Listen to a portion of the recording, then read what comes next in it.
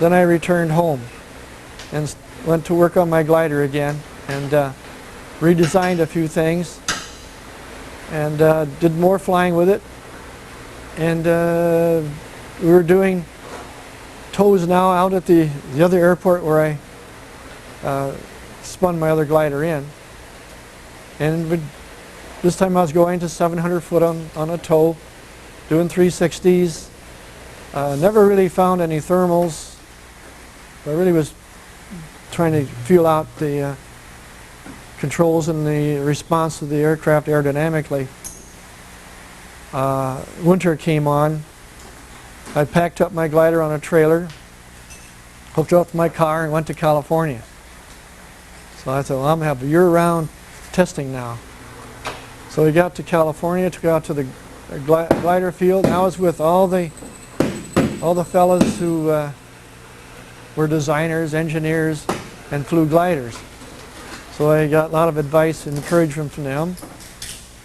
I decided to make modifications on the glider. I pulled the tip fins off and built a single rudder on the back of the fuselage, which would be a lot cleaner. The roommate I had helped me refinish the wing, get it smoother, and repainted it nice. So we took it out to fly again, and did my first airplane tow. I never told the tow pilot I never made an airplane tow before, but it worked out all right. And so now I could get to 2,000 feet and have more time to play around with the aircraft. But I found some thermals and worked my way on up to 5,000 feet. I learned that finishing the wings made a big difference in how it flew.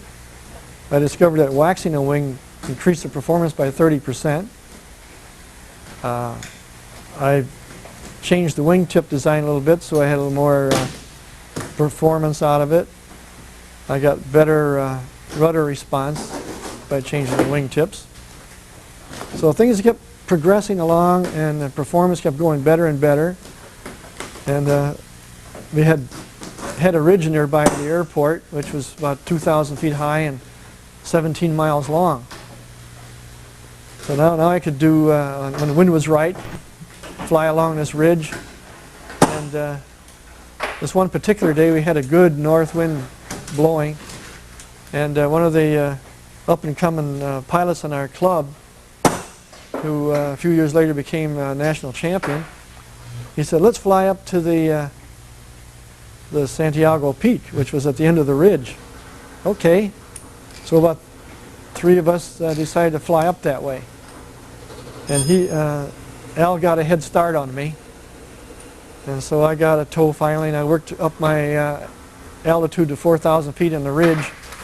Then I made a dash across there's a big gap. When I got to the other side, I was down below the top of the ridge and into a canyon.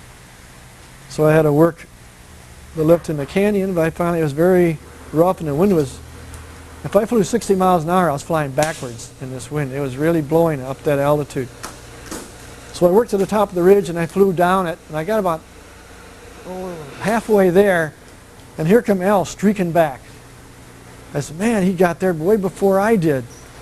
So I said, I'm not going to be outdone. I'm going to make it to the peak also, to the end. So we got to the end, flew around the fire tower, and flew back. I flew back at indicating 130 miles an hour most of the way back. So I made it back in about 10 minutes. When I got back on the ground, and first thing Al said to me, did you make it to the peak? I said, yes, I did. He said, you did? I said, didn't you? No.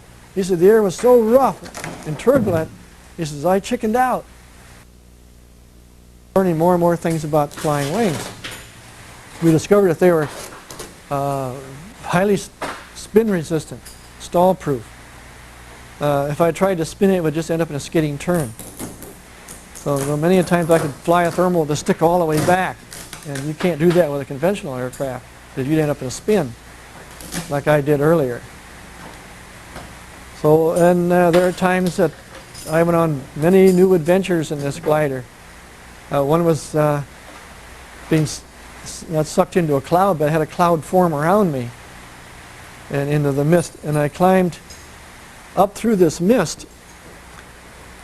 And I only did this once, never again. And then I could spiral on top of this cloud and keep above it for thousands of feet up.